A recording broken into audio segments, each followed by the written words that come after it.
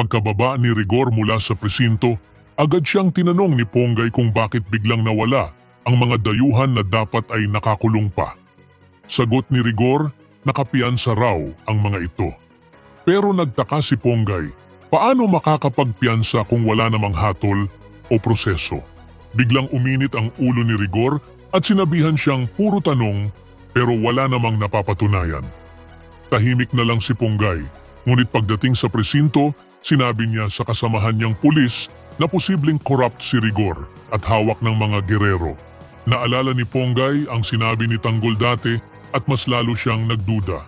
Kaya pumunta siya sa taguan ni Tanggol at Ramon.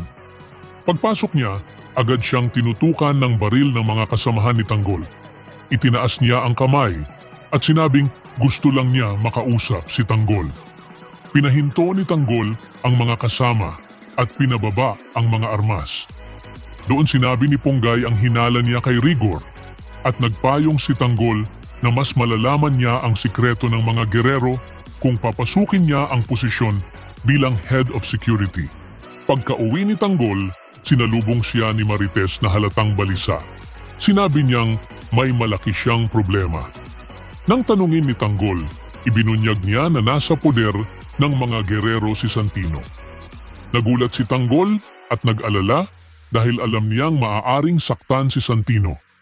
Nakiusap si Marites na tulungan at iligtas ang bata. Agad namang sinagot ni Tanggol na gagawin niya ang lahat para mailigtas si Santino. Nakita ni Rocky Boy ang kanyang ex-girlfriend na may kasamang ibang lalaki at si Miguelito pala iyon. Nakangiti pa si Miguelito nang makita siyang nakatingin.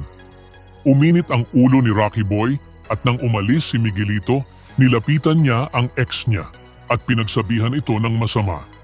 Ngunit biglang bumalik si Miguelito, binasag ang isang baso sa ulo ni Rocky Boy at sunod-sunod siyang binugbog. Lumaban si Rocky Boy pero dumating ang backup ni Miguelito at tuluyan siyang napagtulungan hanggang hindi na siya makagalaw.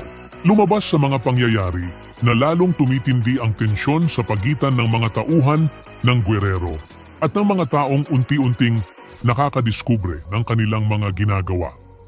Nagsimula ito nang magduda si Ponggay sa galaw ni Rigor matapos mawala ang mga dayuhang dapat ay nakakulong pa.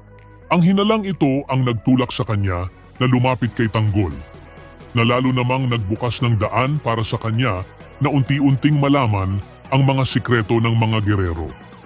Samantala, lumalim ang personal na laban ni Tanggol nang malaman niyang nasa kamay ng mga gerero si Santino.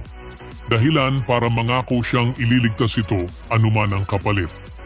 Sa kabilang dako, patuloy namang nagpapakita ng pagiging mapanganib si Miguelito matapos niyang brutal na bugbugin si Rocky Boy dahil lamang sa selos at pang-asar. Sa kabuuan, ipinapakita ng mga eksenang ito na papalapit ang pagkakahati ng dalawang panig.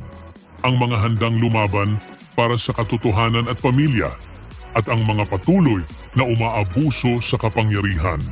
Lalong umiinit ang kwento at malinaw na mas marami pang pagsabog ng tensyon ang paparating.